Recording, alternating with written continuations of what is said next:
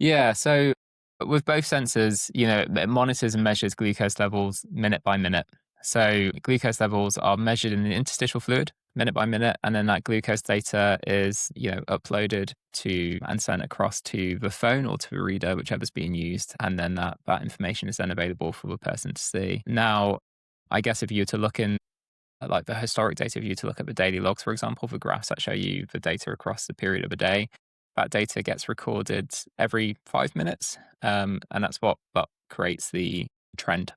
So this is actually a good point, and it's an interesting one that we've had a few times. So there's pros and cons to this. The pros is, as a person with diabetes, you've got a minute by minute play, and you can sort of see what's going on. But what you can find, we found a few times, is the patient will come back and say, "Oh, I had a 3.8 there," and it's not showing up because actually the improved data every 5 minutes doesn't show that. So it's just really as a healthcare professional, because I've fallen into this. If someone comes back and tells you that they've had 2 or 3 lows, like, no, you haven't. It's not on your download. You can't see it. You haven't had a low, and then they've taken pictures of it on the screen. I'm like, okay, yeah, you did. But again, the advantage is the patient gets an update every minute, but obviously the challenge with that is sometimes from the healthcare professional, there can be a disconnect. So I think it's just awareness. If your healthcare professional has awareness of that, then they'd be like, just basically trust the people with diabetes. If they said they've had a low, they've had one, but that will be the reason why. So it's just kind of a note for people to understand. With every benefit, there comes a sort of not a challenge, but just something to understand. I think just to add a little bit there as well, John, I think the other consideration is low glucose events, because low glucose events, of course, are recorded when glucose levels drop below 3.9, but remain below 3.9 for 15 minutes or more.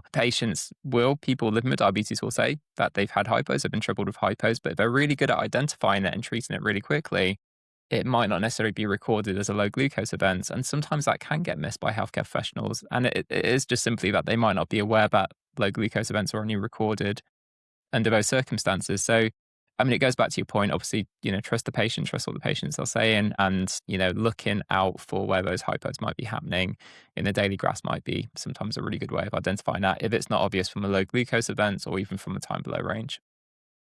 I really won't be able to speak about it too much, but I guess it's probably just to whet the appetite for people for the future, because obviously we've discussed the benefits of the FreeStyle Libre 2 and 3, obviously the range of things there, everything from form factor to integrations to making things easier, and then some top tips around sort of communication. So hopefully people have got an understanding that if they're interested in CGM, they want something small, they want something accurate, they want something simple. That's why a lot of people will choose the FreeStyle Libre, portfolio. The main situations, but obviously integrations come in and are helpful